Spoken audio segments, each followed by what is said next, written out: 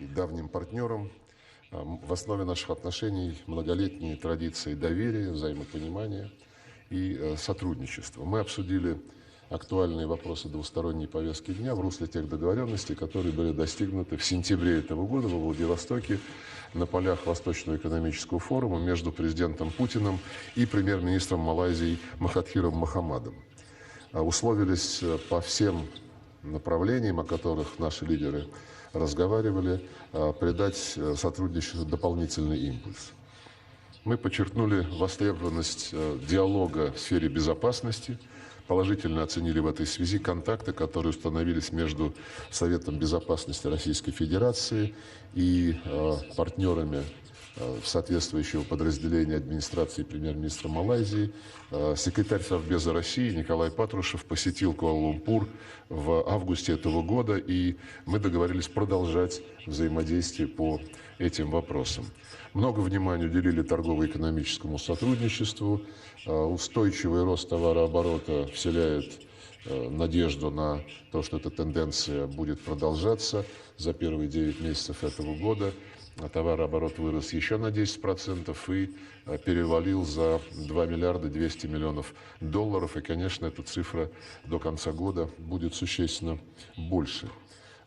Отметили активную работу бизнесменов России в Малайзии и малайзийских бизнесменов в России. Совместные инвестиции реализуются и уже открываются важные промышленные предприятия и в Малайзии, и в России. В частности, малайзийская компания открыла завод по переработке древесины в Хабаровском крае совсем недавно. Условились поддерживать прямые контакты между бизнесменами, тем более, что у них есть для этого важные форматы. Российско-малайзийский деловой совет и плюс существует деловой совет России-АСЕАН, который тоже является площадкой для заключения взаимовыгодных договоренностей. Мы поддержали динамичное развитие связей в области науки и технологий, культуры, образования, туризма, приветствовали интерес в Малайзии к русскому языку, получению образования в России. Более 1200 малайзийских студентов сейчас обучаются в нашей стране, и мы договорились решать все вопросы, которые возникают в том, что касается пожеланий об организации производственной практики для этих студентов. И у нас в этом году состоялось важное событие. В октябре этого года в Москве прошло первое заседание совместной российско-малайзийской комиссии по экономическому, научно-техническому и культурному сотрудничеству, на котором все направления нашего взаимодействия были рассмотрены и составлены по ним соответствующие планы. Мы говорили о глобальных проблемах. Здесь по ключевым вопросам наши позиции совпадают. Мы едины в необходимости уважать международное право, не подрывать достигаемые договоренности, которые в универсальном формате утверждаются, уважать устав ООН, урегулировать кризисы и конфликты исключительно мирными средствами и уважать самобытность всех народов, уважать их право на выбор пути своего развития. У нас состоялся и разговор, конечно же, по региональным делам, по развитию сотрудничества в Азиатско-Тихоокеанском регионе, отношения между Россией и АСЕАН, участие России в асианоцентричных форматах. Это и Восточно-Азиатский саммит, и региональный форум АСЕАН по безопасности, и Азиатско-Тихоокеанское экономическое сотрудничество, в котором Малайзия в будущем году будет председательствовать. И нас сегодня наши друзья проинформировали о подготовке саммита АТЭС, который состоится в ноябре следующего года. У нас единая позиция о том, что региональная архитектура безопасности в Азиатско-Тихоокеанском регионе должна продолжать опираться на те форматы, которые были созданы по инициативе АСЕАН. И мы эту позицию будем активно продвигать. У нас состоялся также обмен мнениями о сотрудничестве между Российской Федерацией и Организацией исламского сотрудничества. Контакты с этой структурой были начаты в свое время по инициативе премьер-министра Махатхира Мохаммада. который пригласил президента Путина еще в 2003 году стать наблюдателем в Организации исламского сотрудничества. С тех пор мы этим статусом обладаем и активно развиваем наше взаимодействие. И говорили мы, безусловно, о ситуации на Ближнем Востоке, где сохраняется немало конфликтов, и сирийский, и конфликт в Йемене, в Ливии, сейчас обостряется ситуация в Ираке, в Ливане. Но и, безусловно, занимаясь всеми этими очень острыми проблемами, нельзя забывать о самом застарелом конфликте в регионе, палестино-израильском конфликте. Здесь у нас позиция единая, необходимо строго руководствоваться теми решениями, которые были приняты в Совете Безопасности ООН, руководствоваться мадридскими принципами и арабской мирной инициативой, которая была поддержана всеми членами Организации исламского сотрудничества. Заявления, наподобие тех, которые были сделаны государственным секретарем США, о том, что отныне Вашингтон не считает нелегитимными израильские поселения на западном берегу реки Иордан, прямо противоречит всем имеющимся решениям, под которыми подписывались все страны мира, и они, в общем-то, по большому счету, заводят ситуацию в тупик. Мы будем выступать за возвращение к полному и безусловному уважению всех решений, которые принимались до сих пор. Я очень признателен моему коллеге за продуктивные переговоры и передаю ему слово. Well, thank you very much, Спасибо большое, дорогой брат, ваше превосходительство, Сергей Лавров. У нас сегодня утром прошла прекрасная встреча. Совместно с нашими делегациями мы обсудили многие аспекты нашей двусторонней повестки дня. Однако я начал с того, что передал послание от премьер-министра доктора Тхира Мохаммада президенту Владимиру Путину. Это сообщение, связанное с программой, которая будет проведена в Куала-Лумпуре. Речь идет о Куала-Лумпурском саммите, который пройдет 19-20 декабря. Это пятый уже Куала-Лумпурский саммит.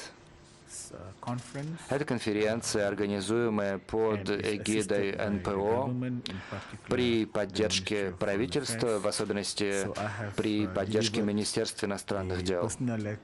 Я передал личное письменное обращение доктора Махатхира Мохаммеда президенту Путину. Я передал это послание моему дорогому другу, министру иностранных дел Сергею Лаврову. В этом письме содержится просьба к президенту Путину назначить своих представителей, которые бы приняли участие в этом Куала-Лумпурском саммите по двусторонней повестке дня. Полагаю, что сейчас мы видим, что и без того теплые, хорошие отношения между Россией и Малайзией развивается во все большей степени. И я очень воодушевлен этим. Я воодушевлен также тем, что впервые собралась российско-малайзийская совместная комиссия. Ее заседание прошло 2 октября в этом году. Это комиссия по экономическому, научно-техническому и культурному сотрудничеству. И с нашей стороны она возглавляется министром экономических дел господином Азмином Али, со стороны Российской Федерации. Сопредседателем является господин Мантуров. Я надеюсь, что эта комиссия будет собираться чаще для того, чтобы обсуждать вопросы экономического сотрудничества между двумя странами, причем не только в Малайзии. Возможно, что они будут также обсуждать совместные предприятия малайзийско-российские за пределами наших двух стран, в третьих странах. Что касается торгового оборота между нашими двумя странами, она выросла за последний год, и мы весьма признательны России за увеличение закупок пальмового масла в Малайзии. В 2018 году закупки пальмового масла в Россию из Малайзии увеличились на 19%. Мы надеемся, что Россия продолжит наращивать закупки пальмового масла в Малайзии.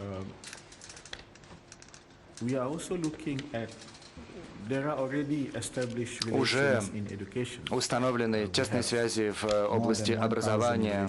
Более 1000 малазийских студентов обучаются в России, и, с другой стороны, есть российские студенты, проходящие обучение в Малайзии. Надеюсь, такая практика продолжится.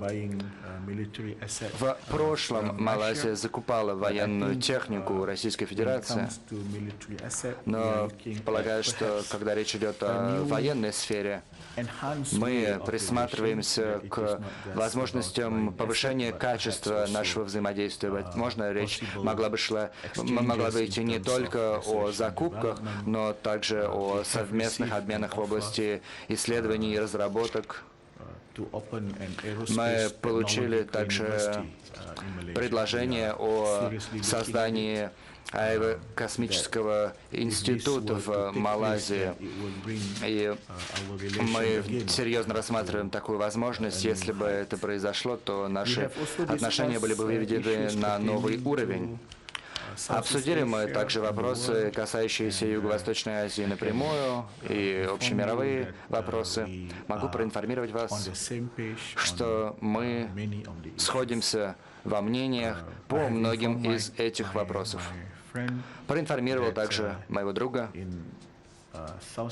что в Юго-Восточной Азии АСЕАН как группа ведет сейчас переговоры с Китаем по кодексу поведения, который должен прийти на смену декларации о поведении. Мы надеемся, что к 2021 году кодекс поведения в Южно-Китайском море будет согласован. По другим вопросам могу сказать, что Малайзия выступила с заявлением относительно слов американского Госдепа. От них произошло заявление о том, что они больше не рассматривают строительство израильских поселений на западном берегу Иордан. Малайзия выступила с заявлением против смены позиции. Вчера премьер-министр выступил с заявлением по этому вопросу. Мы полагаем, что политическое решение – вот лучший путь вперед, который позволит урегулировать отношения между Палестиной и Израилем и добиться прочного мира. Что касается других вопросов, мы поделились мнением по проблеме MH17. Малайзия решительно настроена. Мы хотим, чтобы все свидетельства, все доказательства были обнародованы, и чтобы любая заинтересованная сторона могла иметь возможность исследовать эти свидетельства в рамках расследования.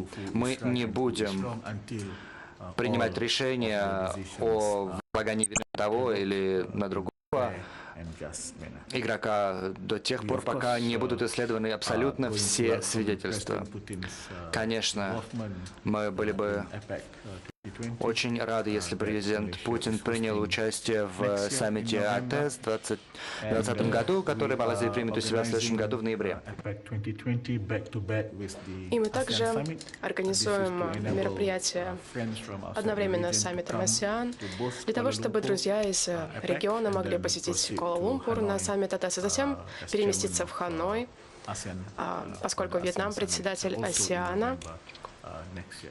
И саммит АСЕАН пройдет также в следующем году. Саммит АТЭС в 2020 году будет очень важным для нас, поскольку, во-первых, саммита в 2019 году не состоялось, что вызывает наше огромное сожаление. Мы понимаем, почему Чили не смогла организовать этот саммит. Но, во-вторых, что даже еще более важно, это связано с тем, что за последние 10 лет АТЭС выработал платформу «Богорские цели». И это те цели, которые в этом году их срок действия подходит к концу. И Малайзия, как страна-председатель в АТЭС, работает над постбагорскими целями. И мы ожидаем, что будет выработан новый рамочный документ на следующие 10 лет работы АТЭС. И это будет самым главным результатом работы саммита АТЭС в 2020 году. Благодарю вас. Good afternoon, dear ministers. Marie van Nationality International. My question is to Minister Saifuddin, if you allow me, in English. In September, Prime Minister Mahathir Mohamad said that Malaysia was not satisfied with the progress of the investigation into Boeing MH17 crash and questioned even the impartiality of the probe that had blamed Russia. Unbelievably, but in 5 years there was no solid evidence provided, and you were talking about that as well.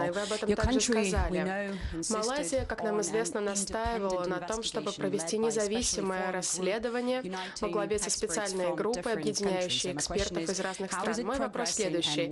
Как продвигается вперед эта работа, какие шаги предпринимает Малайзия для того, чтобы содействовать непредвзятому расследованию? Здесь есть два момента. Во-первых, Малайзия, как страна, непосредственно вовлеченная в инцидент рейса MH17, участвовала в какой-то момент в работе совместной следственной группы, но, к сожалению, наше присоединение к этому процессу было немножко запоздалым, и тем не менее это так, как оно есть. Во-вторых,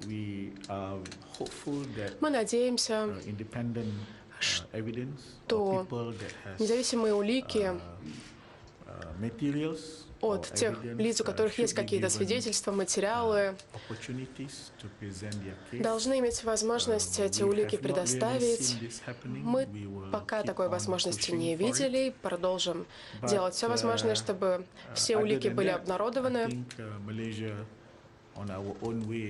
Мы по-своему будем также думать о том, какую еще информацию могут иметь те или иные лица касательно этого инцидента. Поэтому, с одной стороны, мы надеемся, что независимые группы или независимые лица, у которых есть улики, смогут их обнародовать, и совместная следственная группа позволит им эти данные обнародовать. А с другой стороны, мы сами, по мере возможностей, будем пытаться лучше понять вопросы. И также мы открыты и готовы выслушать всех людей, всех лиц, всех групп, у которых есть какая-либо информация, касающаяся этой катастрофы. Для того, чтобы наши решения были более обоснованы. Мы обсуждали эту тему. Я хочу несколько слов добавить. Господин министр сказал, что Малайзию пригласили лишь через несколько месяцев, по-моему, в конце только 2014 года, присоединиться к совместной следственной группе. И то, насколько мы понимаем, не ко всем ее действиям. А вот пока Малайзия не участвовала в совместной следственной группе, пока ее туда не приглашали, остальные участники, по нашим данным, между собой заключили договоренность о том, что любую информацию на публику они будут согласовывать между собой, то есть в том числе и с Украиной. Это достаточно необычный способ проведения расследования и информирования об этом общественность. Во-вторых, вот тут недавно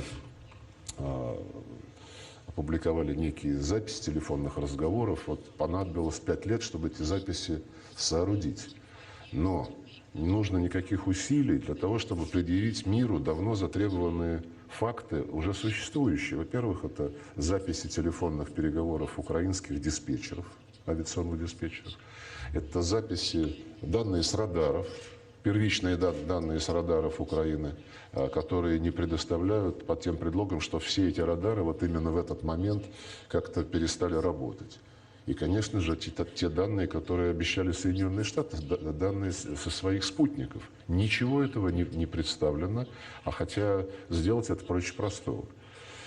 И мы сегодня тоже говорили о том, что Россия делала для того, чтобы обеспечить максимально объективное, максимально подробное, конкретное расследование. И все те вещи, которые мы передавали и в виде информации, в виде демонстрации натурной того, как могло все это произойти и каков из этого следует вывод, все это игнорируется совместной следственной группой.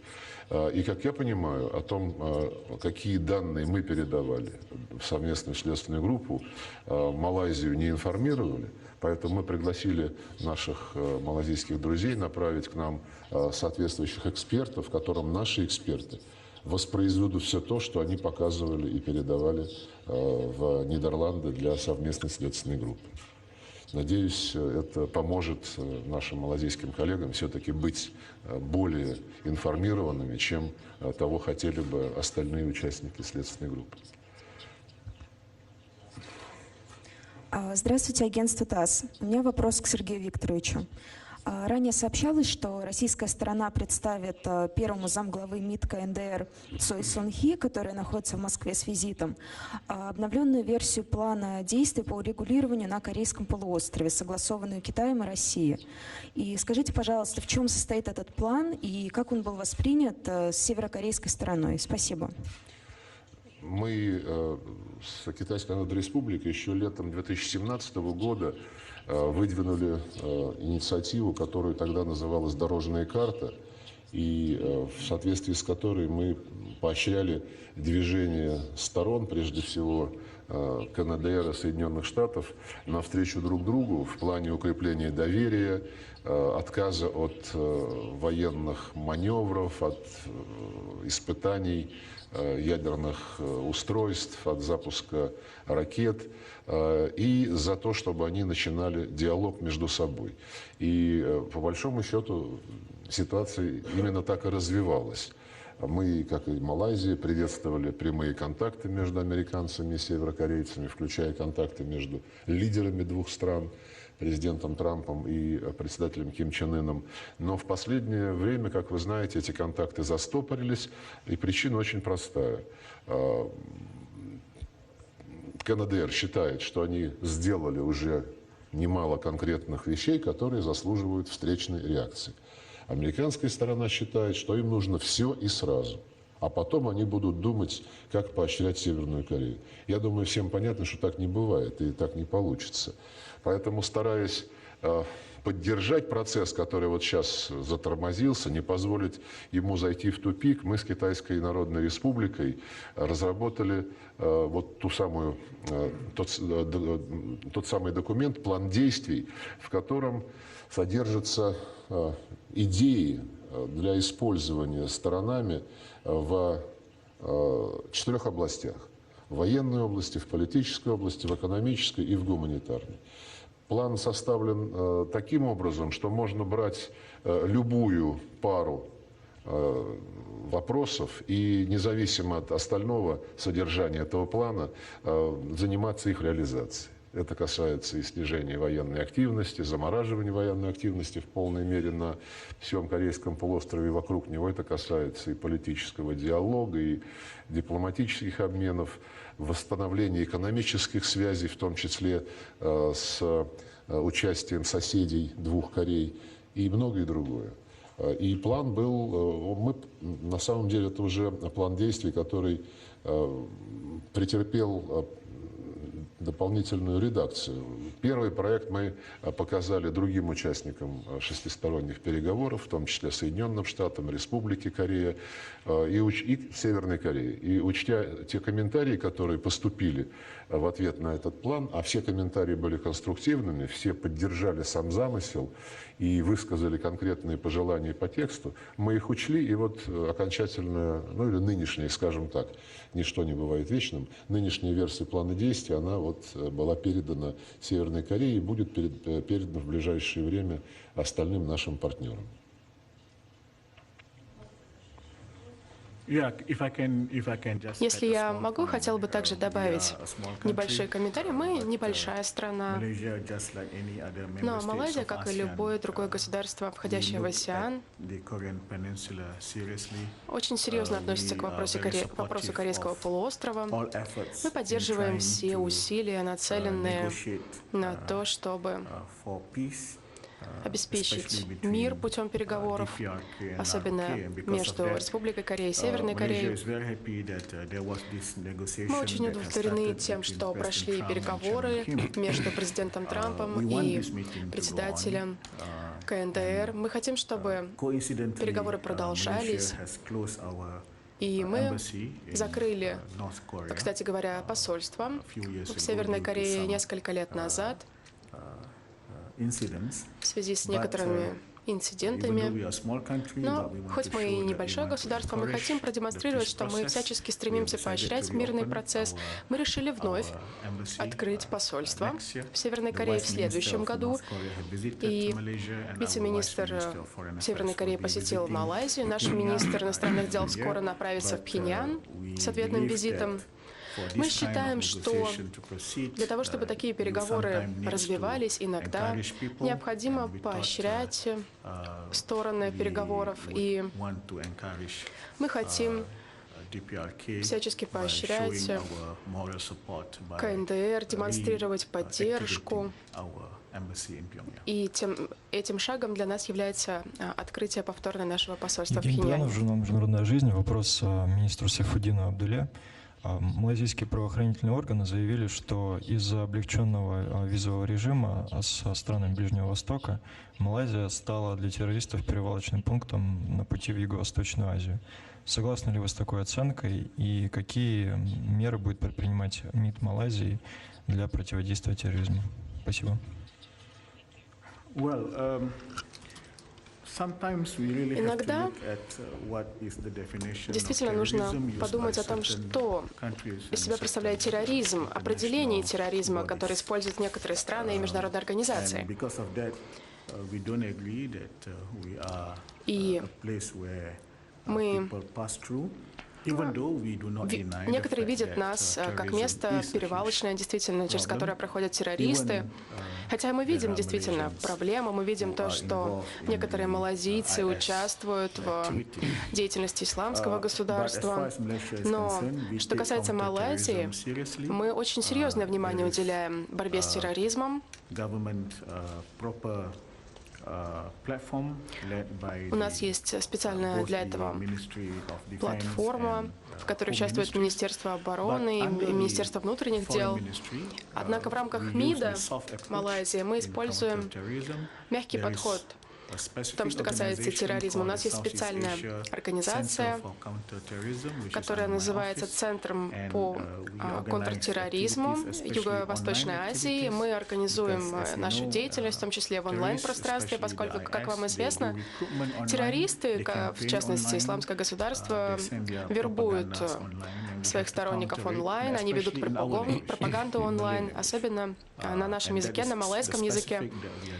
И это та конкретная деятельность, которой мы занимаемся. Мы также, как страна, сотрудничаем с другими государствами и организациями международными в борьбе с терроризмом. Я хочу тоже подчеркнуть важность этой темы. Мы тесно сотрудничаем с Малайзией, как по линии двусторонней, так и через соответствующие структуры в Азиатско-Тихоокеанском регионе. Есть и региональный форум АСЕАН по безопасности, контртерроризм обсуждается и в ходе восточноазиатских саммитов, да и в рамках двустороннего стратегического диалога между Россией и АСЕАН. Ну и, само собой разумеется, мы сотрудничаем в Организации Объединенных Наций и в рамках глобального контртеррористического форума. Для того, чтобы оценивать ситуацию в той или иной стране, важно прежде всего понимать истоки этой проблемы. Глобальная террористическая угроза стала особенно серьезной после того, как состоялись незаконные вторжения в Ирак и агрессии против Ливии. Сейчас так называемое исламское государство в Сирии, в частности, потерпело поражение с точки зрения создания своего халифата. разрозненные отряды игиловцев, так же, как и отряды другой запрещенной Советом Безопасности террористической организации Джабхат ан-Нусры, продолжают оказывать сопротивление, но все понимают, что дни их сочтены. И в этой ситуации они начинают расползаться по миру.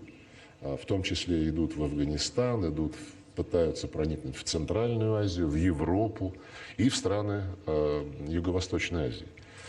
И мы нашим малазийским коллегам передали информацию о банке данных, который открыла наша Федеральная служба безопасности и который позволяет отслеживать передвижение иностранных террористов-боевиков в режиме реального времени. Уже 47, по-моему, спецслужб из 36 стран являются участниками этого банка данных. Многие страны АСЕАН, в том числе Вьетнам, Филиппины, Камбоджа, являются участниками этого банка данных. И международные организации, в том числе и соответствующие структуры Комитета Совета Безопасности ООН.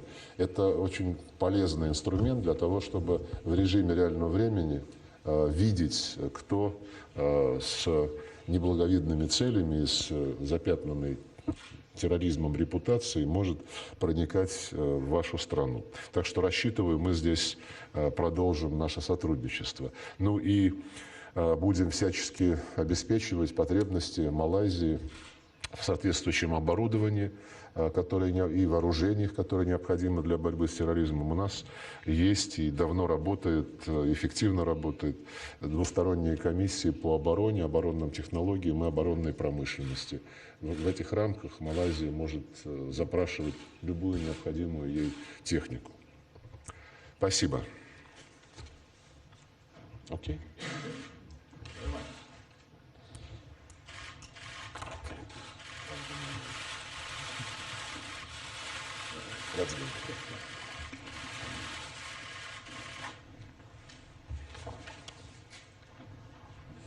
Yes.